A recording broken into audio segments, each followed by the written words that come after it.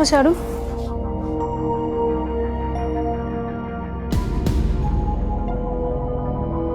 নূপুর, ওর তো এখনো জ্ঞান ফেরেনি, আপনি ডাকলেও ও কিছু বুঝতে পারবে না। আরে বেচারি কত কষ্ট পাচ্ছে।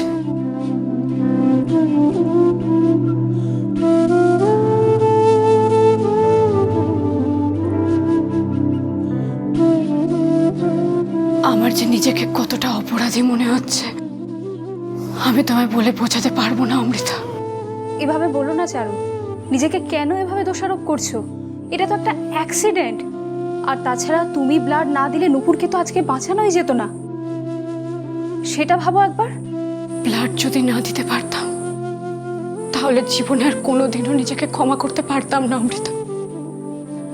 আর একটা কথা তো সত্যি, আমি যদি ওইভাবে পেরিয়ে না আসতাম, ওইভাবে মিথ্যে কথাগুলো না বলতাম, এই পরিস্থিতিটাই হয়তো তৈরি হতো না।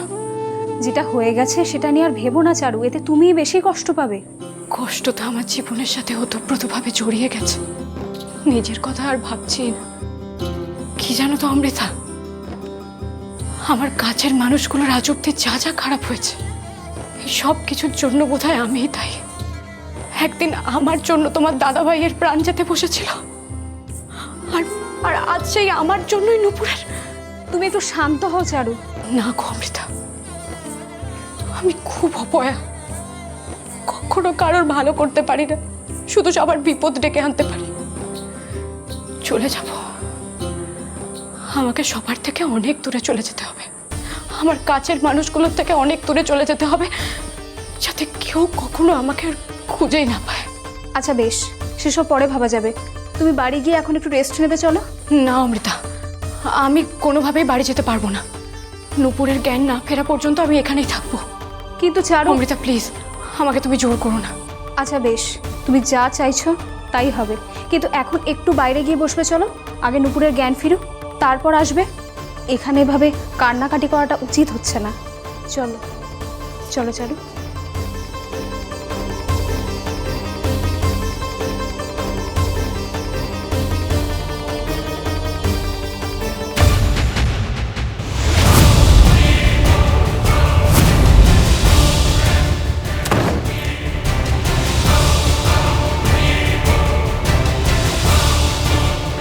কি কি হয়েছে অমৃতা? এখন বাইরে যাওয়া যাবে না, এখন এখানেই থাকতে হবে। কেন, কি হয়েছে তুমি বলবে তো? ও অংশু বাইরে দাদাভাইয়ের সঙ্গে দাঁড়িয়ে আছে। কি? অংশু? অংশু এখানে কি করে এলো? নিশ্চয়ই আমরা এখানে আসার পরেই এসেছে। সর্বনাশ, অংশু যদি একবার আমাদের একসাথে দেখে নেয় তাহলে যে মুশকিল হয়ে যাবে। অমৃতা, অমৃতা, আমরা এখন কি করব? এ কি, আপনারা এখন এখানে দাঁড়িয়ে আছেন? আপনারা তো শুনলেন যে পেশেন্টের এখনো জ্ঞান ফেরেনি। প্লিজ আপনারা বাইরে যান। সিস্টার প্লিজ, আমাদের একটু দাঁড়াতে দিন, আমরা এক্ষুনি চলে যাব। এখানে এতক্ষণ থাকার নিয়ম নেই। আমি আপনাদের জন্য এখানকার রুলস ব্রেক করতে পারবো না। এখনই যদি স্যার দেখে ফেলেন তাহলে ওনার থেকে আমাকে অনেক কথা শুনতে হবে। প্লিজ আপনারা বাইরে যান।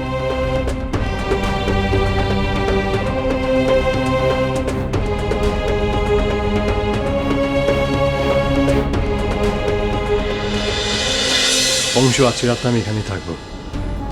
এইভাবে এই কন্ডিশনে বাচ্চাটাকে ছেড়ে আমি যেতে পারবো না। তুই এক কাজ, যদি বাড়িতে বলে দে, আমাকে নিয়ে যেন টেনশন না করে। আচ্ছা সে না হয় বুঝলাম, মানে আমি বাড়িতেও বলে দেবো, কিন্তু এখানে একা থাকবি কি করে? মানে তোর সাথে স্কুলের কেউ থাকবে না? না না না, এখানে আমি একা নয়, এখানে একজন থাকছে, চন্দ্রিমা। চন্দ্রিমা? উনি রিসেন্ট জয়েন করেছেন স্কুলে, গানের টিচার, অসাধারণ গান গান। কোনোদিন সময় হলে তোকে শোনাবো। আচ্ছা বেশ, তো তাহলে দেখছি না তো কোথাও, উনি কোথায়? উনি নূপুরের সাথে ভেতরে দেখা করতে গেছেন। আচ্ছা বেশ, তাহলে চল আমরাও দেখে আসি বাচ্চাটাকে, আর ওখানে না আলাপও হয়ে যাবে চন্দ্রিমার সাথে। চল।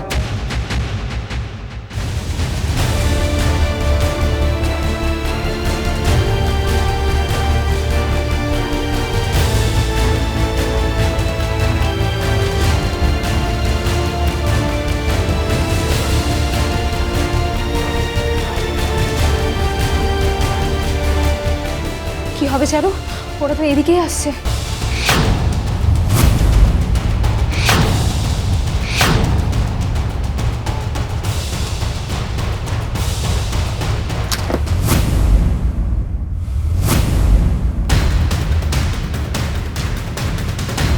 অংশু 1 মিনিট।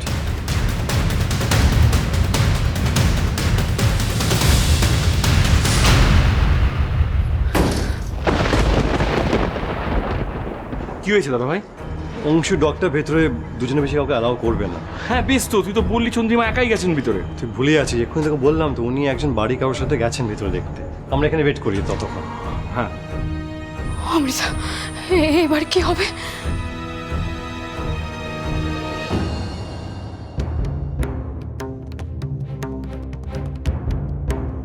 এ কি, আপনারা এখন এখানে দাঁড়িয়ে আছেন কেন? আমরা বুঝতে পারছি সিস্টার, আমাদের এখানে থাকাটা ঠিক হচ্ছে না। আপনি রেগে যাবেন না প্লিজ, আমাদের একটু হেল্প করুন। আমি আপনাদেরকে কি হেল্প করব? ওনার মাথাটা না খুব ঘুরছে, এই অবস্থায় ওনার হেঁটে যাওয়াটা ঠিক হবে বলুন তো? সে কি, আপনার মাথাটা ঘুরছে? আপনি কথাটা আগে বলবেন তো।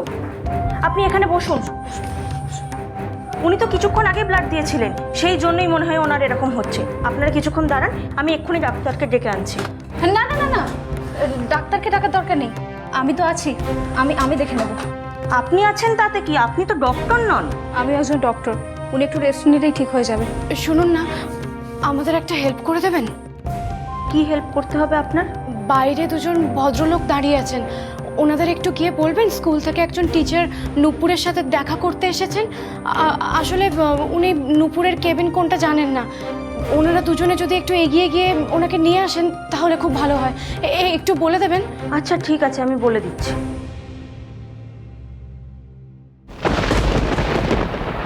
অংশ আমরা এখানেই ওয়েট করি। ওনারা ভেতর থেকে বাইরে বেরিয়ে এলে তোর সাথে চন্দ্রিমা আলাপ করে দেবো। জানিস তো চন্দ্রিমা খুব ভালো একজন মানুষ। কি করে বুঝলি? তুই তো সবে 2 দিন স্কুলে এসেছিস দাদা ভাই, তার মধ্যে কে ভালো কে খারাপ বুঝে গেলি?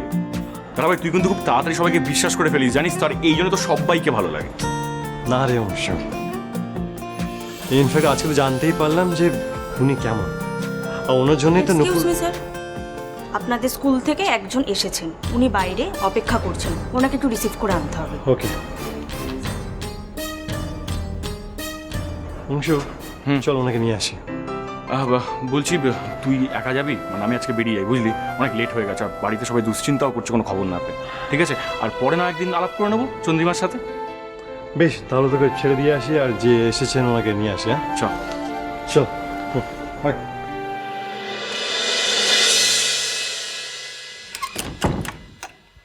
ওরা চলে গেছে চারু, যাক, খুব বাঁচা বেঁচে গেলাম আজকে, আর একটু হলেই ধরা পড়ে যেতাম।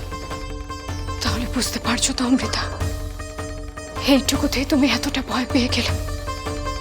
এইভাবে প্রত্যেকটা মুহূর্ত আমার ভয়ে ভয়ে কাটে, ভয় যেন আমাকে আষ্টে পৃষ্ঠে চেপে রাখে। আমি এমনি এমনি সবাইকে ছেড়ে চলে যাওয়ার সিদ্ধান্ত নিইনি। Sister 1 minute. আমি হসপিটালে চারপাশে ঘুরে দেখলাম কিন্তু কাউকে দেখতে পেলাম না। মানে আপনাকে কে বলেছে যে স্কুল থেকে কেউ এসেছে, আপনি একটু বলবেন?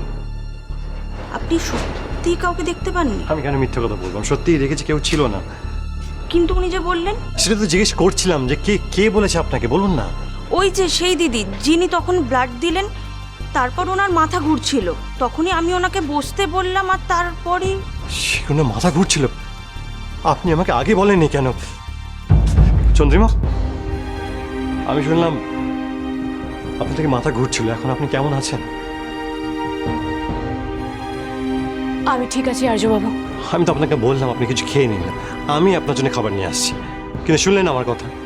ব্লাড দিয়ে খালি পেট আর্যবাবু, আমি তো আপনাকে বললাম আমি ঠিক আছি। আপনাকে আমি আগেও বলেছি, এখনো বলছি, আমাকে নিয়ে আপনি এত ভাববেন না। চন্দ্রিমা, আমি এখন আসি তাহলে। হ্যাঁ এসো। সাবধানে থেকো, আর কোনো দরকার হলে ফোন করো। আমি আসছি।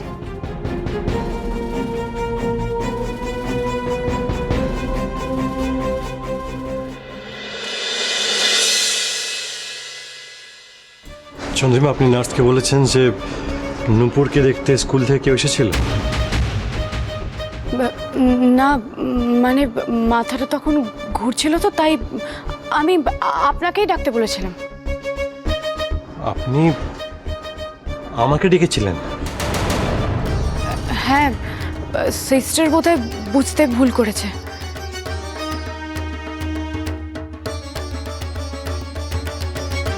হে রাধা মাধব, এই লুকোচুরি খেলায় আমায় আর কত মিথ্যে বলতে হবে? ঝিরে বাতি